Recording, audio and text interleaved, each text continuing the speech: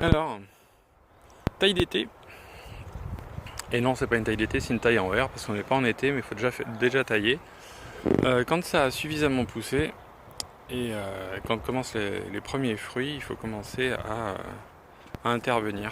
Alors, quand on a des fruits en trop grande quantité, alors il y en a qui vont tomber tout seuls ou il y a juste à les pousser. En général, là, paf, ça tombe tout seul, hein, juste avec un doigt. Voilà. Celui-là, il y a beaucoup de chances qu'il tombe tout seul. On enlève les plus petits, on garde les plus gros. En général, sur les pommiers comme ça, il n'y a pas de règle. On va se retrouver avec une pomme, deux pommes l'une contre l'autre ou deux pommes écartées, c'est pas bien important. Elles ont tendance, les pommes, comment on appelle ça? Elles font une fleur, un truc central.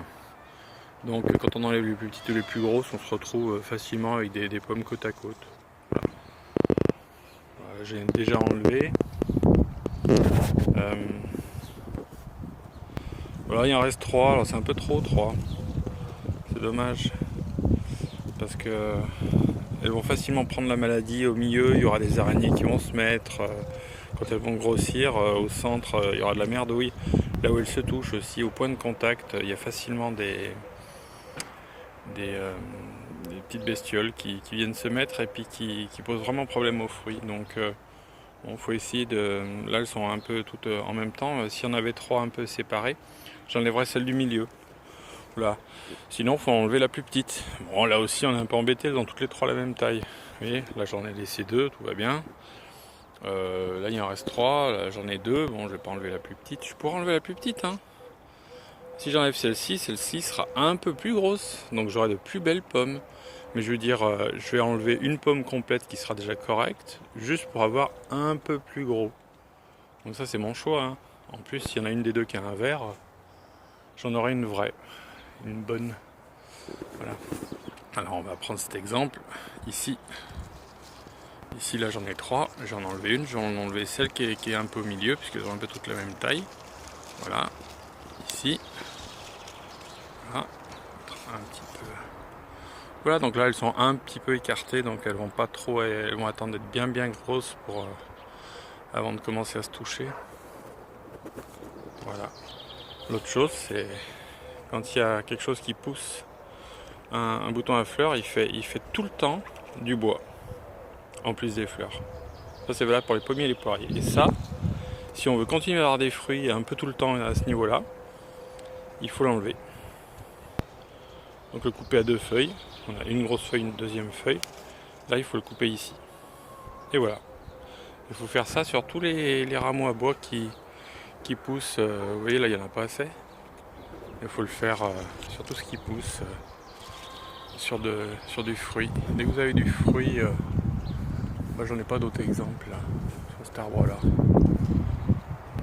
j'ai pas d'autres exemples. Où ça est bien poussé après les fruits. J'ai pas beaucoup de bois. Là j'enlève la plus petite qui est malade. J'enlève celle-ci qui a un trou, même si elle est grosse. Voilà. Je me retrouve avec 2. Et puis voilà. Le bois qui a poussé est très faible. Et pas encore bien développé, donc faut pas que je le taille tout de suite. Alors celui-là il est intéressant. Celui-ci là, j'enlève celle-ci, elle est petite et trouée. Voilà.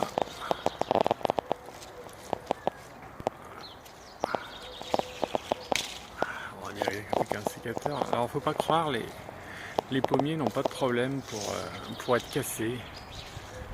Même si vous avez un petit peu plus de maladies sur 3000 arbres, vous aurez plus de maladies. Mais en fait, ils aiment bien être cassés parce que quand ça les affaiblit, il n'y a pas tant de maladies qui rentrent que ça, hein, c'est pas vrai. Hein. Et ils aiment bien être affaiblis, ça leur fait faire du fruit. Donc voilà, je laisse deux pommes assez écartées, assez grosses, pas trop malades.